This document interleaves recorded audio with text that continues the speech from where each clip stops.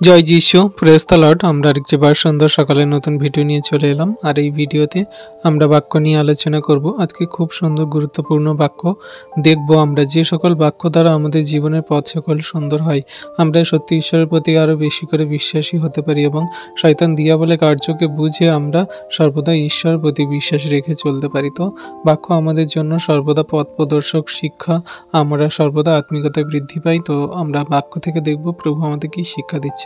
তো চলুন আমরা ভিডিওটি শুরু করি। ভিডিওটি কেউ স্কিপ করবেন না, শেষ পর্যন্ত দেখুন। আমরা একটা ছোট্ট প্রার্থনা করছি আর আসছি। পবিত্র মঙ্গলময় পিতা প্রভু, তোমায় ধন্যবাদ, তোমার প্রশংসা গৌরব করি। প্রভু গো, তুমি মহান দয়ালু কৃপাময় ঈশ্বর পিতা, তুমি একমাত্র জীবন্ত জাগ্রত প্রভু। আজকে তুমি আমাদেরকে তোমার চরণতলে নত নম্র করিয়েছো, তুমি আমাদেরকে একত্রিত করিয়েছো প্রভু, তার তোমার দয়া কৃপা করুণা। তুমি সারাদিনের সমস্ত ব্যস্ততা কাটিয়ে সারাদিনের সমস্ত কাজকর্মকে শেষ করে তোমার কাছে নত নম্র হয়ে আসতে দিয়েছো প্রভু, তার জন্য ধন্যবাদ করি। এখানে যত বিশ্বাসী বর্গ সন্তানরা আছি আমরা প্রভু, আমাদের হৃদয় মন আত্মাগুলোকে তুমি পবিত্র আত্মায় কভার করো প্রভু, আর তুমি তোমার বাক্য দ্বারা আমাদেরকে শিক্ষা দাও প্রভু, যেন জীবনের পথে আমরা সুন্দরভাবে চলতে পারি শয়তান দিয়াবলকে পরাস্ত করে। আজকে যে সকল বাক্য তুমি আমাদের দেবে প্রভু, তা আমি নয় প্রভু, তুমি আমার মুখ অষ্টধর দিয়ে কথা বলাবে প্রভু, আর সেই বাক্য সকল আমরা সবাই বুঝতে পারবো প্রভু গো। তোমার এই সুন্দর মধুর বাক্য সকল আমরা বুঝে এবং জীবনে কার্যকারী করে চলবো প্রভু। সেই মন হৃদয় আত্মা তুমি খুলে দাও, তুমি আমাদের মধ্যস্থতায় থেকে তুমি সেই সত্য পবিত্র শিক্ষা সকল আমাদের মধ্যে এমনভাবে দেবে যেন কোনো মতে শয়তান দিয়াবল মন্দতা তোমার বাক্য সকল হরণ না করে নেয় প্রভু। এই মোবাইল নেটওয়ার্কগুলোকে তুমি আশীর্বাদ করো, সমস্ত বিশ্বাসী সন্তানদের ফোনগুলোকে তুমি এই মুহূর্তে প্রভু আমাদের সমস্ত দেহ মন আত্মাগুলোকে কাভার করো, দয়া কৃপা করুণা অনুগ্রহ করো। তোমায় ধন্যবাদ, তোমার প্রশংসা, তোমার গৌরব করি প্রভু। তুমি আমাদের সমস্ত পথে প্রথম থেকে শেষ অবধি সাথে আছো। এই প্রার্থনা প্রথম থেকে শেষ অবধি তুমি আমাদের সেই সভাকে চালাচ্ছে প্রভু, তার জন্য ধন্যবাদ করি। সকল ধন্যবাদ, প্রশংসা, গৌরব যীশু খ্রিস্টের পবিত্র মধুর নামে এই প্রার্থনা চাইলাম পিতা। তুমি দেখলে, শুনলে, আর প্রার্থনা উত্তরও দিলে। আমেন। আমরা আসব আমাদের বাক্যে। এখানে প্রভু তার বাক্যে বলছে যে আমাদের মন্দ থেকে সর্বদা দূরে থাকতে হবে। এবারে মন্দটা কি আমাদের জানতে হবে। মন্দ আমাদের কি, কোনটা মন্দ আর কোনটা ভালো আমাদের জন্য সেটা বুঝতে হবে। সব সময় মন্দ সেটাই হয় যেটা আমাদের স্বর্গরাজ্যের পথ থেকে, আত্মিকতা থেকে এবং আমাদের সেই ঈশ্বর থেকে আলাদা করে দেয়। সেটা আমার জন্য এবং আপনার জন্য, এখানে যত বিশ্বাসী বর্গ সন্তান আছে বা যত খ্রিস্টতে থাকা বিশ্বাসী সন্তান আছে সবাইকার জন্য মন্দ। ঈশ্বর থেকে যে কোনো জিনিস আলাদা করে দেয় সেটা হলো মন্দ।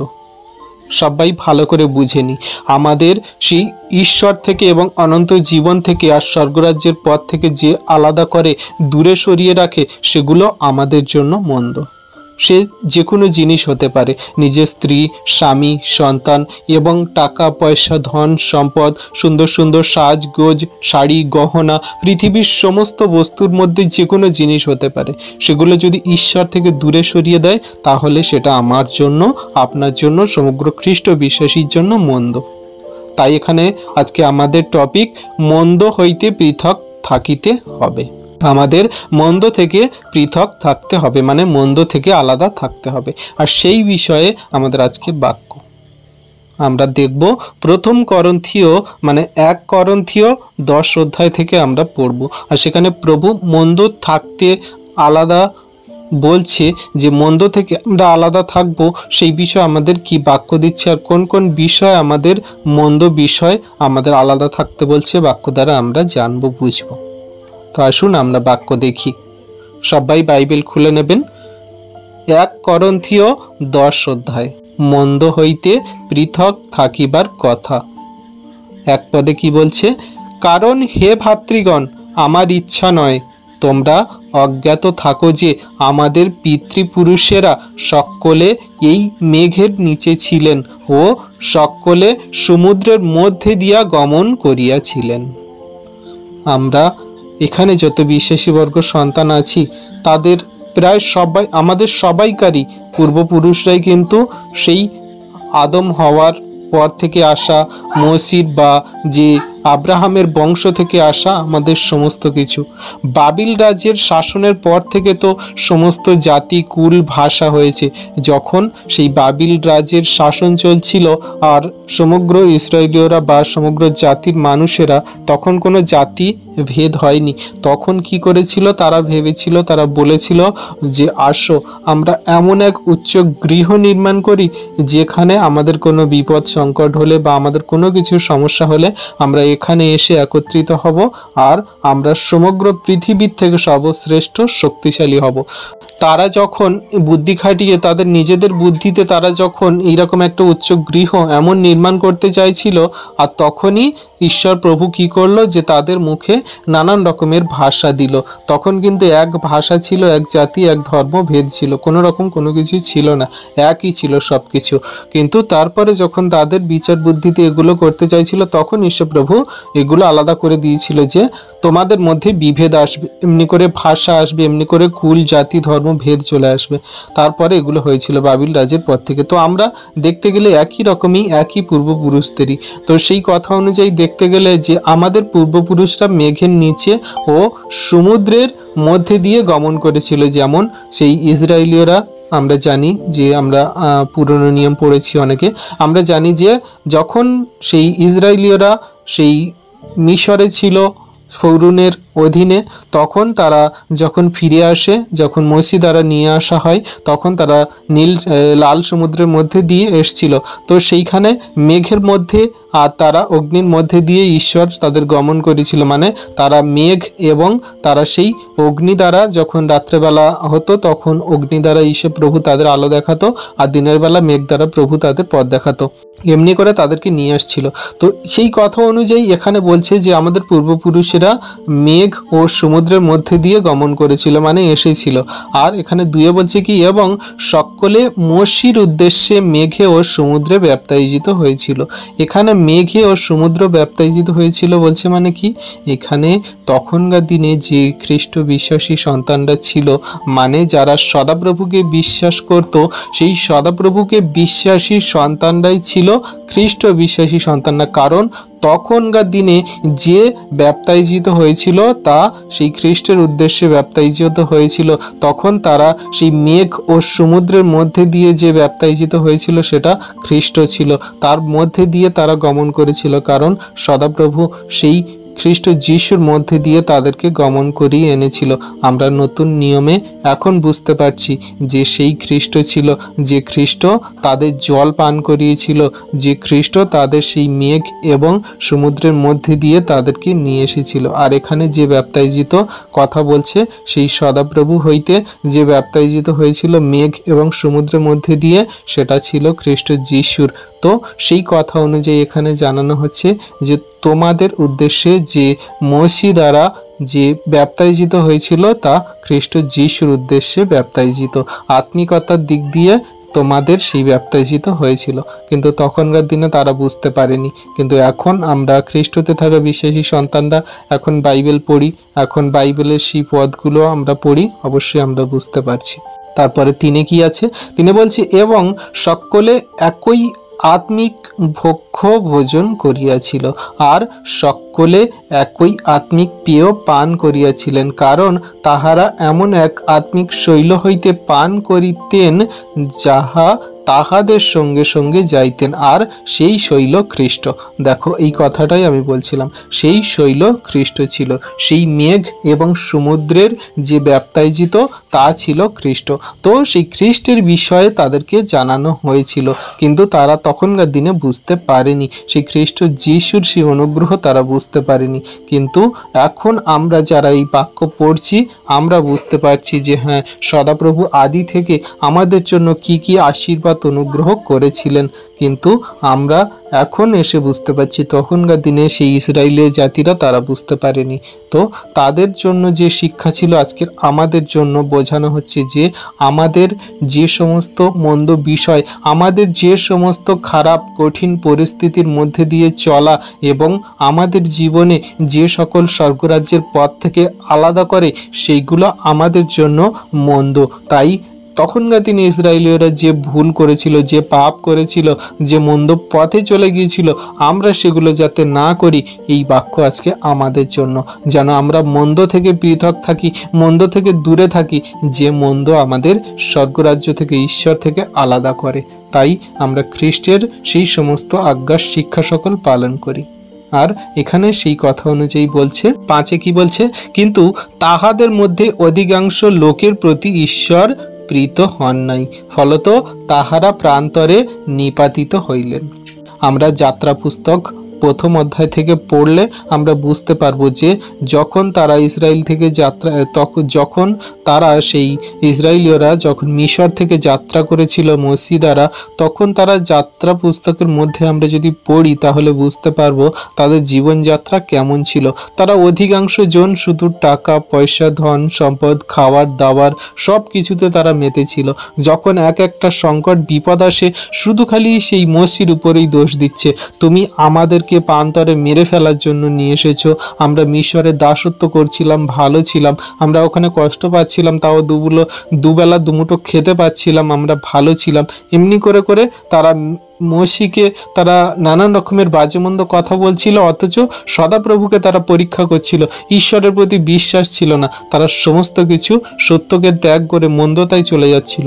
তো সেই কথা অনুযায়ী আজকের আমাদের এইখানে শিক্ষা যে আমরা যেন সেই সমস্ত মন্দ বিষয় থেকে পৃথক থাকি, আলাদা থাকি। আর সেই কথা অনুযায়ী ঈশ্বর প্রভু বলছে যে তখন ঈশ্বর সদাপ্রভু এই অধিকাংশ লোকের প্রতি প্রীত ছিলেন না, মানে ভালোভাবে দেখতেন না, সন্তুষ্ট ছিলেন না, তাদের মন হৃদয় সর্বদা মন্দ বিষয়ের দিকে চলে গিয়েছিল। আর সেই কথা অনুযায়ী আজকে আমাদের শিক্ষা দিচ্ছে, আমাদেরকে বোঝানো হচ্ছে, আমাদের দৃষ্টান্ত স্বরূপ জানানো হচ্ছে আমরা যেন সেই সমস্ত মন্দ বিষয় থেকে আলাদা থাকি, দূরে থাকি, এবং আমরা যেন সেই তখনকার দিনে ইসরায়েলীয়দের মতো না হই। কারণ সদাপ্রভু ঈশ্বর দ্বারা যে খ্রিস্ট যিশুকে পাঠানো হয়েছে আমাদের মাঝে সত্যকে জানাতে, শেখাতে এবং অনন্ত জীবনের পথে নিয়ে যেতে, সেই পথ সকল যেন আমরা অবলম্বন করি। তাই তো প্রভু বলে যে আমার একজত পুত্রের উপরে যে কেউ বিশ্বাস করে সে বিনষ্ট হয় না, কিন্তু অনন্ত জীবন পায়। কিন্তু তখনকার দিনে সেই ইসরায়েলীয়রা তারা বুঝতে পারেনি, যে শৈল থেকে জল খেয়েছিল, যে জীবন খাদ্য আত্মিক রুটি খেয়েছিল, তারা যে মান্না খেয়েছিল, তারা যে প্রান্তরে কোনো রকম সমস্যায় পড়েনি, সমস্ত কিছুতে তারা রক্ষা পেয়েছিল, তারা সেগুলো কিন্তু বুঝতে পারেনি যে তাদের প্রতি ঈশ্বর কত দয়া কৃপা করুণা করেছিল। কিন্তু আজকে আমরা বুঝতে পারছি যে ঈশ্বর প্রভু আমাদের জন্য কত দয়া কৃপা করুণা করছে। তাই আমাদের সর্বদা সতর্ক থাকতে হবে, মন্দ থেকে আলাদা থাকতে হবে। আর সেই কথা অনুযায়ী আজকে আমাদের দৃষ্টান্ত স্বরূপ জানাচ্ছে। এখানে 6 কি বলছে, এই সকল বিষয়ে আমাদের দৃষ্টান্ত স্বরূপ ঘটিয়েছিল, যেন তাহারা যেমন অভিলাষ করিয়াছিলেন আমরা তেমনি মন্দ বিষয়ের অভিলাষ না করি। তখনকার দিনে ইসরায়েলীয়রা যে মন্দ অভিলাষ, মনের চাহিদা, প্রয়োজনীয়তা, সুখ স্বাচ্ছন্দ্য এবং তাদের যে প্রয়োজনীয়তা সকল রেখেছিল, সেগুলো যেন আমরা তেমন মন্দ বিষয়ে না চলি। তাই আমাদের আজকে শিক্ষা, আমাদের আজকে জানানো হচ্ছে। আর সাথে কি বলছে, আবার যেমন তাহাদের মধ্যে কতক লোক হইয়াছিল, তোমরা তেমনি প্রতিমা পূজক হইও না, যথা লিখিত আছে, লোকেরা ভোজন পান করিতে বসিল, পরে ক্রিয়া করিতে উঠিল। এই যে বাক্যটা এখানে কোট করছে 1 করন্থীয় 10 অধ্যায় 7 পদে যে বাক্যটা কোট করছে পৌল, সেই বাক্য আমরা যাত্রা পুস্তক 32 অধ্যায় 6 পদে পড়লে পেয়ে যাব। ওখানে লেখা আছে, আর লোকেরা পরদিন প্রত্যুষে উঠিয়া হোম বলি উৎসর্গ করিল এবং মঙ্গলার্থক নৈবেদ্য আনিল, আর লোকেরা ভোজন পান করিতে বসিল, পরে ক্রিয়া করিল। এইটা যাত্রা পুস্তক 32 অধ্যায় 6 পদে লেখা আছে। আর সেই কথা অনুযায়ী সাধু পৌল 1 করন্থীয় 10 অধ্যায় 7 পদে কোট করছে। তো এই কথাটা তখনকার দিনে সেই যাত্রা পুস্তকের লোকেদের হয়েছিল। তারা খেত, ঘুমাতো, সমস্ত কিছু প্রতিমা পূজক মন্দ বিষয়ে তারা চলে গিয়েছিল এবং তারা বাজে বাজে ক্রিয়া করত, বাজে বাজে কার্যেতে তারা লিপ্ত ছিল। ব্যভিচার, নরহত্যা, বেশ্যাগমন, তারা সমস্ত কিছু বিশ্রী বিশ্রী কাজেতে তারা লিপ্ত ছিল। তো সেই সমস্ত মন্দ বিষয় থেকে আজকের আমাদের আলাদা থাকার কথা বলা হচ্ছে, আমাদের দৃষ্টান্ত স্বরূপ জানানো হচ্ছে, উদাহরণস্বরূপ বলা হচ্ছে যে তোমরা সেই ইসরায়েলীদের মতো হয়েও না, যাতে তোমরাও মন্দ হয়ে, তোমরা মন্দতায় পড়ে তোমরা নরকে চলে যাও, তোমরাও সেই নিপাতিত হয়ে যাও, তোমাদের জীবন শেষ হয়ে যায়। আজকে আমাদেরকে সতর্ক করা হচ্ছে, আমাদেরকে সাবধান করা হচ্ছে। আর আমরা যদি খ্রিস্টকে প্রেম করি, বিশ্বাস করি, তাহলে আমরা আজকের পর থেকে সাবধান হয়ে যাব। যে সকল মন্দতা, যে সকল এখনো পর্যন্ত আমাদের জীবনে যে ঈশ্বর থেকে দূরে সরিয়ে দেয়, যে সকল বাজে মন্দ কাজ সকল, সেগুলো থেকে অবশ্যই আমরা সরে যাব, সেগুলো থেকে আমরা অবশ্যই বিরত হব। আর ঈশ্বর প্রভু আমাদের অবশ্যই আশীর্বাদ করবেন, আমরা বিশ্বাস করি। Amen, hallelujah. আর 8 পদে কি বলছে? আর যেমন তাহাদের মধ্যে কতক লোক ব্যভিচার করিয়াছিল এবং একদিনে 23,000 লোক মারা পড়িল, আমরা যেন তেমনি ব্যভিচার না করি।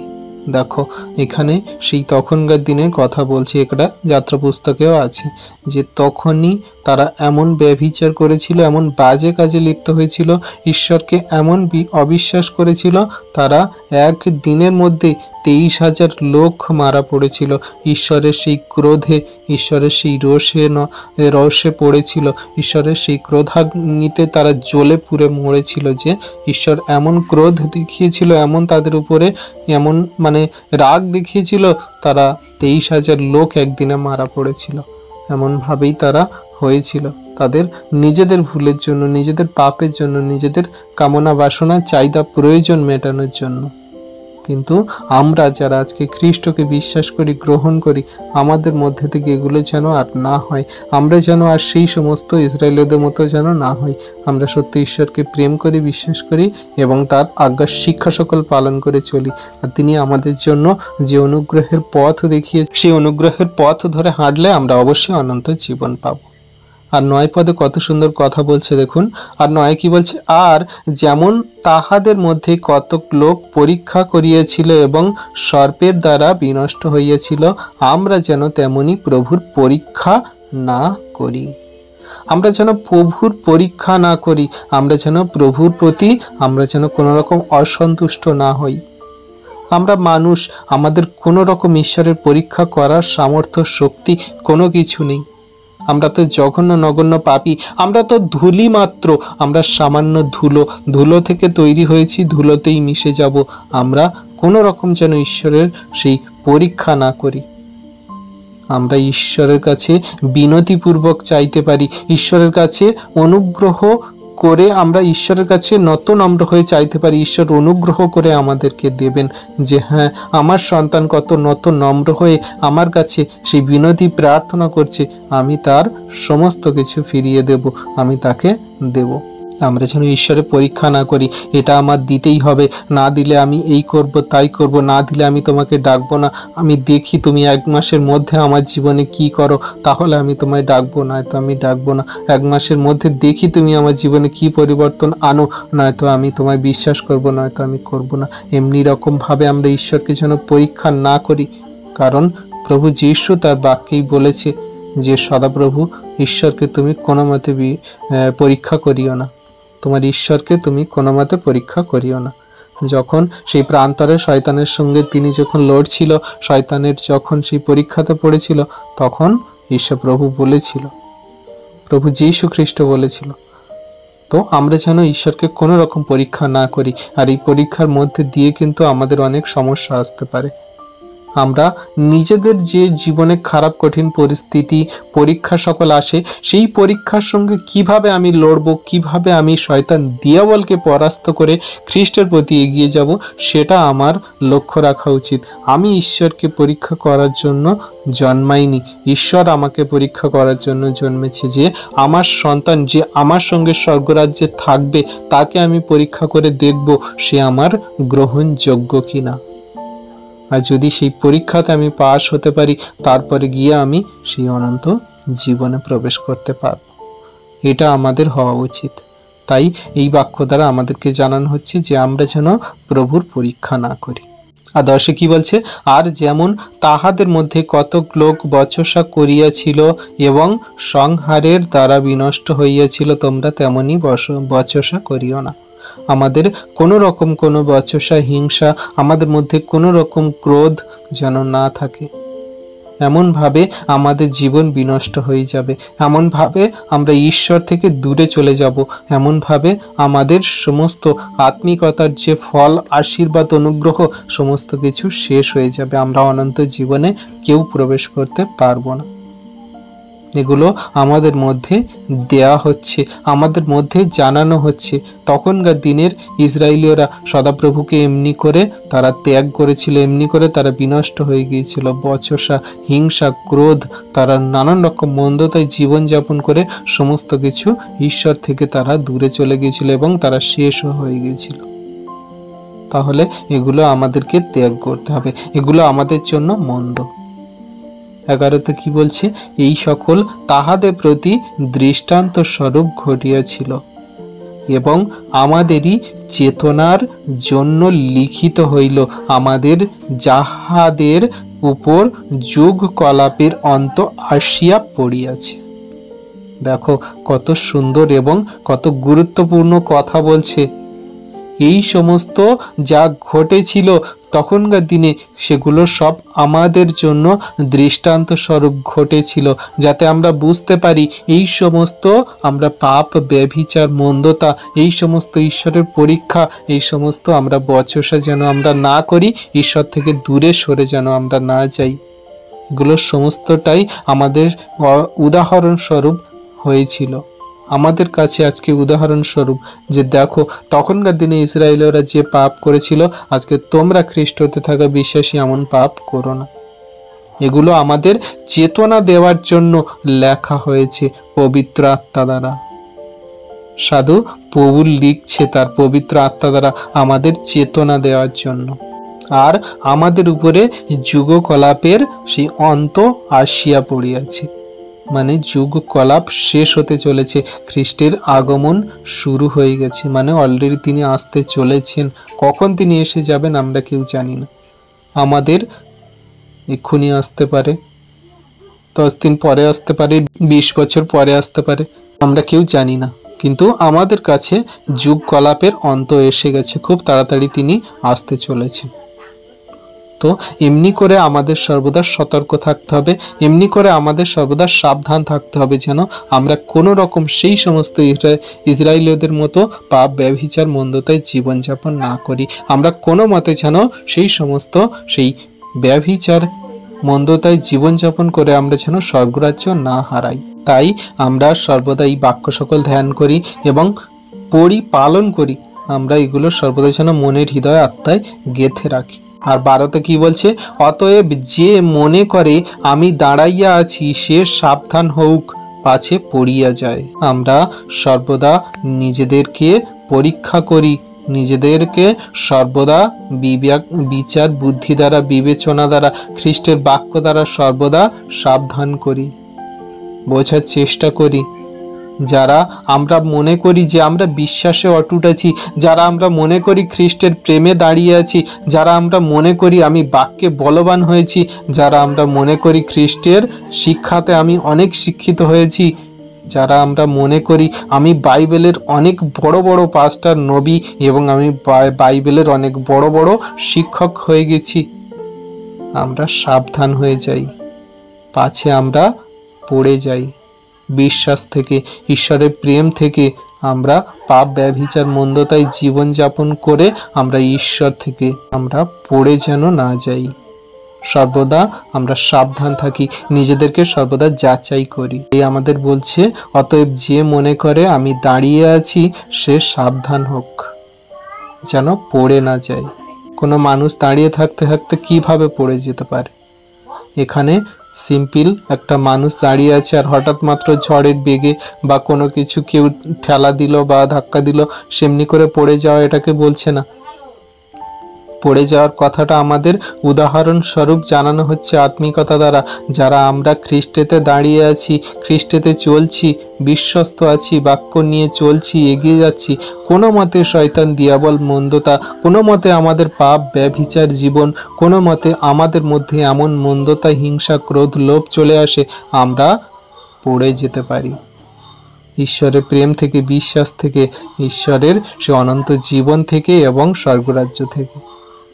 আমরা অনন্ত নরকে পড়ে যেতে পারি, সেগুলো থেকে আমাদের সাবধান হতে বলছে। তাই আমরা সর্বদা এই সমস্ত বাক্য আমরা ধ্যান করি, পালন করি আর বোঝার চেষ্টা করি। তখনকার দিনে ইসরায়েলীয়রা যে ভুল করেছে আমাদের দ্বারা যেন না হয়। আমরা খ্রিস্টেতে স্থির থাকবো, ঠিক থাকবো, দাঁড়িয়ে থাকবো এবং দৌড়াতেও থাকবো। কোনো মতে শয়তান মন্দতা দিয়াবল আমাদের শরীরের উপরে, আমাদের সংসার ফ্যামিলির উপরে, আমাদের জীবন পথে কোনো কিছুতে আমাদের সেই দুর্বল করতে পারবে না এবং আমাদের ফেলে দিতে পারবে না। আশা করি বিশ্বাসী সন্তানরা আমরা সবাই বাক্য বুঝতে পারছি। আর এইখানে 13তে কি বলছে? মনুষ্য যাহা সহ্য করিতে পারে তাহা ছাড়া অন্য পরীক্ষা তোমাদের প্রতি ঘটে নাই। আর ঈশ্বর বিশ্বাস্য, তিনি তোমাদের প্রতি তোমাদের শক্তির অতিরিক্ত পরীক্ষা ঘটিতে দিবেন না, বরং পরীক্ষার সঙ্গে সঙ্গে রক্ষার পথও করিয়া দিবেন, যেন তোমরা সহ্য করিতে পারো। কত সুন্দর কথা। এমন কোনো দুঃখ, কষ্ট, সমস্যা, কঠিন খারাপ পরিস্থিতি আমাদের জীবনে আসেনি যে আমরা সহ্য করতে পারছি না। অবশ্যই আমরা সহ্য করতে পারছি। আমরা এখানে যত বিশ্বাসী সন্তান আছি, আমাদের পৃথিবীতে যত মানুষ আছি, কেউ আমরা বলতে পারবো না যে আমরা কষ্ট সহ্য করতে পারছি না। আমাদের জীবনে এমন দুঃখ, কষ্ট, সমস্যা আসেনি যে আমরা সেগুলো সহ্য করতে পারছি না। অবশ্যই আমরা সহ্য করতে পারছি। আমাদের সেই সহ্য শক্তি দিয়েছে ঈশ্বর, আমাদের সেই ধৈর্য দিয়েছে ঈশ্বর। আমরা খ্রিস্টের পথে চলা সন্তান, আমাদের সেই সমস্ত ধৈর্য, আমাদের মধ্যে সেই সমস্ত নম্রতা, আমাদের মধ্যে সেই সমস্ত বিশ্বাস, প্রেম ঈশ্বর প্রভু দিয়েছে। আর সেগুলো দিয়েছেই বলে আমরা খ্রিস্টেতে এখনো পর্যন্ত স্থির আছি, ঠিক আছি, বিশ্বস্ত আছি। আমাদের এমন পরীক্ষা আসেনি যে আমরা সেগুলো থেকে বেরোতে পারবো না। আমাদের যে শক্তি আছে, আমাদের ধৈর্য শক্তি, আমাদের বিশ্বাস শক্তি, আমাদের যে জীবন পথে চলার জন্য শরীরের শক্তি, সেই শক্তি অনুযায়ী ঈশ্বর প্রভু আমাদের সমস্ত কিছু দিয়ে থাকেন। এর অতিরিক্ত কোনো কিছু দেন না। আমি যদি 10 কিলো ওজন নিতে পারি, সেই 10 কিলো পর্যন্ত ঈশ্বর প্রভু দেবেন। আমি 20 কিলো ওজন পারবো না, ঈশ্বর প্রভু এতটা আমায় দেবে না। তিনি জানেন যে আমার সন্তানের কতটুকু দিলে হবে, তিনি জানেন আমার সন্তানের কেমনভাবে চালালে হবে। তাই আজকে যারা আমরা খ্রিস্টকে বিশ্বাস করি, গ্রহণ করি, আমাদের জীবনে যে দুঃখ, কষ্ট, পরীক্ষা, খারাপ কঠিন পরিস্থিতি যতটুকু আমরা সহ্য করতে পারছি, ততটুকুই আমাদের জীবনে সেই শক্তির অনুযায়ী হচ্ছে। আমাদের শক্তির অতিরিক্ত কোনো মতে আমরা দুঃখ কষ্ট পাচ্ছি না, আমরা শক্তির অতিরিক্ত কোনো মতে আমরা সেগুলো বহন করছি।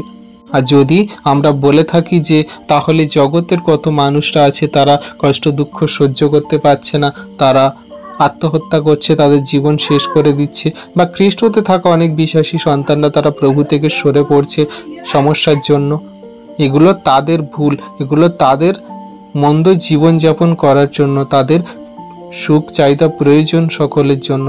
তারা সত্য ঈশ্বরকে নিজের মন থেকেই তারা নিতে চাইছে না, তারা নিজেরা প্রভুকে ছেড়ে দিচ্ছে।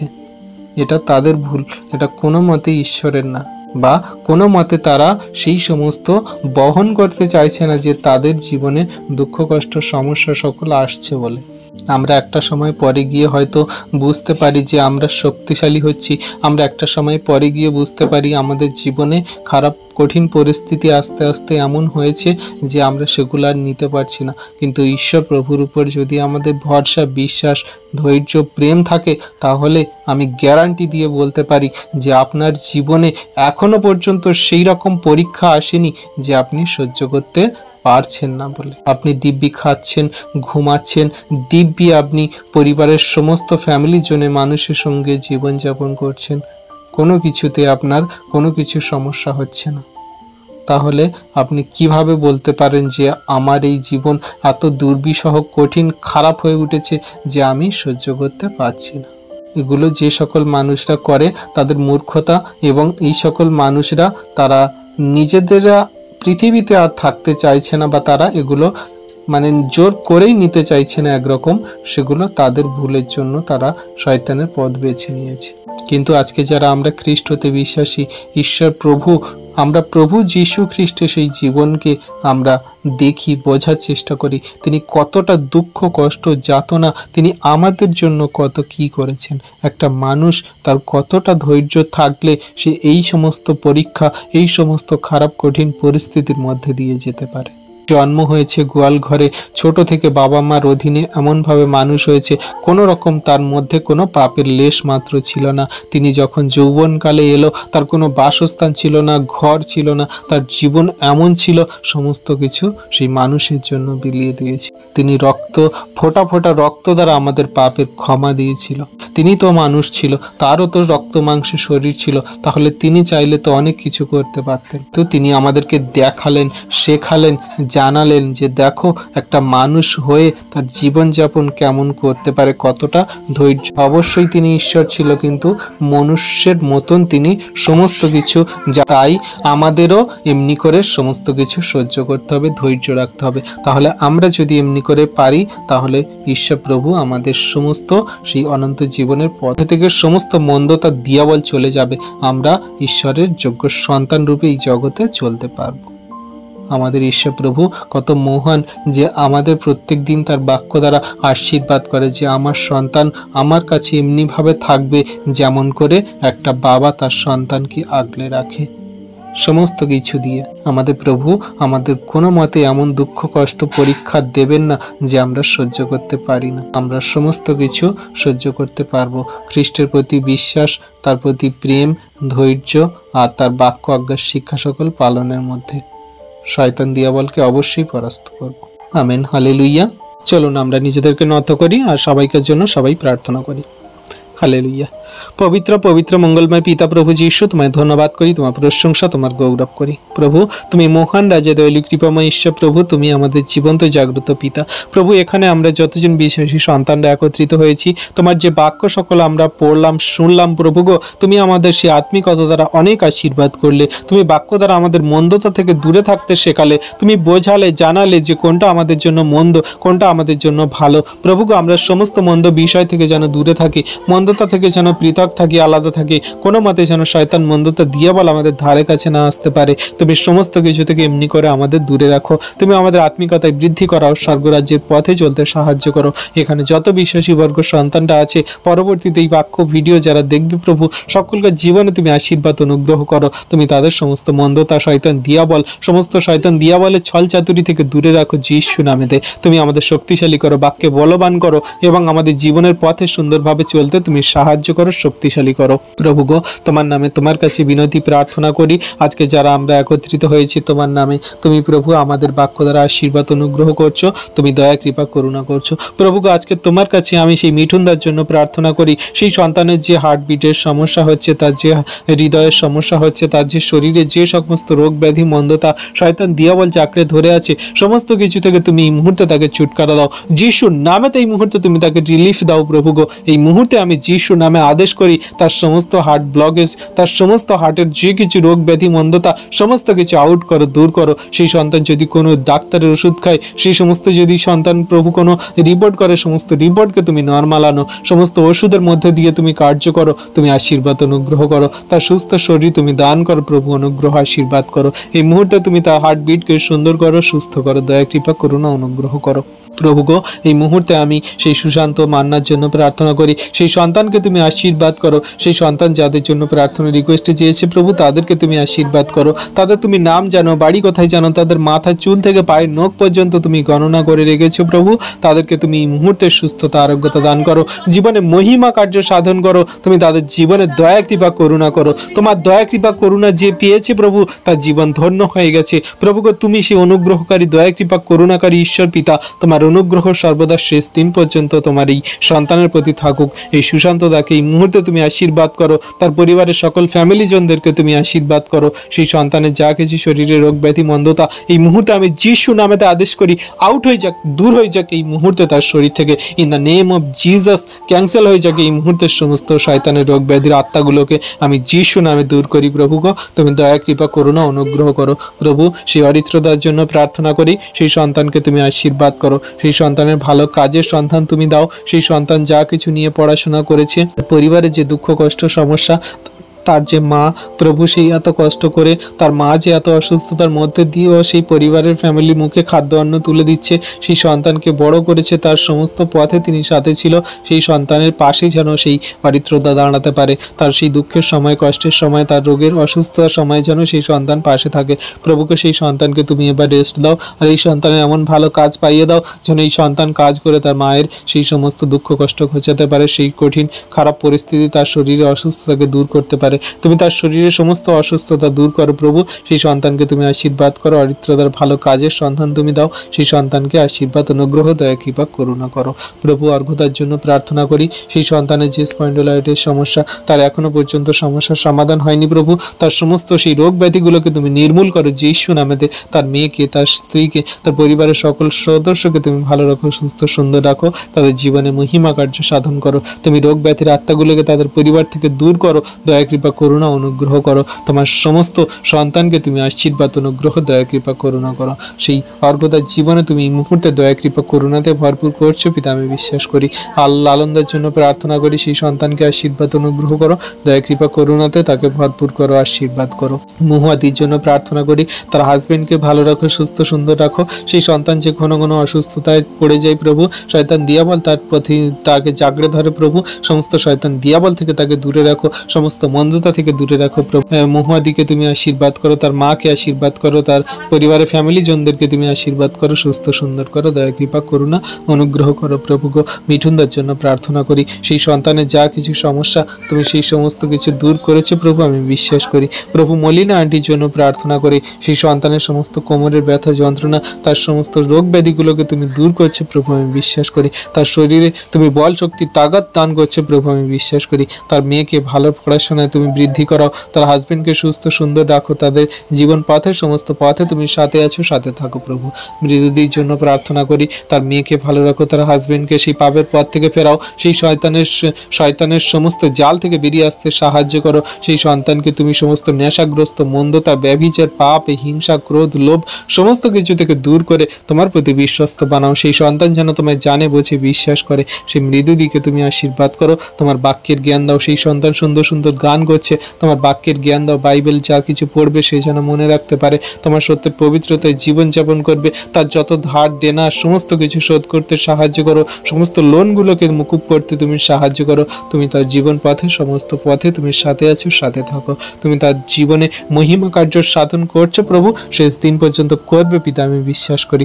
প্রভু গো, তুমি সেই দয়া কৃপা করুণাকারী ঈশ্বর পিতা, তোমার দয়া কৃপা করুণা সর্বদা শেষ দিন পর্যন্ত আছে প্রভু। এখানে আমরা যত বিশ্বাসী বর্গ সন্তান আছি সকলকে তুমি ভরপুর আশীর্বাদ করছো পিতা, বিশ্বাস করি। আমাদের গ্রুপে যত বিশ্বাসী বর্গ সন্তান আছে সকলকে তুমি ভরপুর আশীর্বাদ করছো পিতা, আমি বিশ্বাস করি। প্রভু গো, তোমার আশীর্বাদী হাত তোমার সন্তানদের মাথায় রাখো, তার পরিবার ফ্যামিলি জনদের মাথায় রাখো, দয়া কৃপা করুণা করো। তোমার বাক্যের জ্ঞান আমাদের মধ্যে এমনভাবে দাও যেন শয়তান দিয়াবল মন্দতা তোমার বাক্য চুরি না করে নেয় প্রভু।